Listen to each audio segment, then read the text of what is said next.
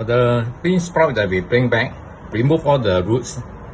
You can also opt to remove the head. Alright. Now, after washing it, make sure that we spread it out and get it very dry. Alright. Now the spring onion, cut it into about 1 inch length, and the chili cut into thick strip. Alright.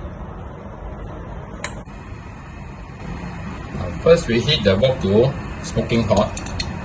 Put in 2 tablespoons of oil.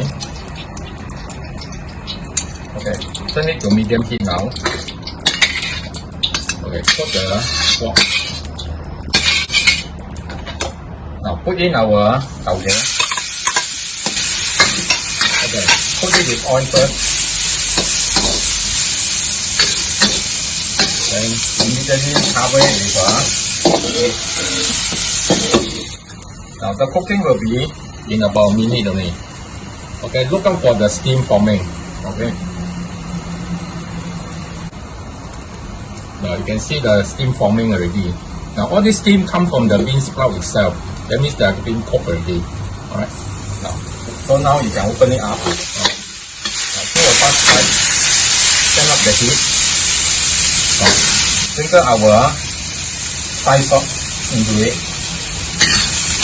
Okay, mix them well. Off the fire. Now immediately put in our spring onion and the red chili. Okay, then put it aside.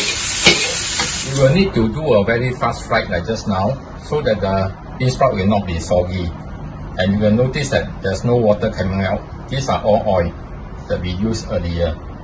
And the bean sprout will be very crunchy. Alright, you see, it doesn't collapse.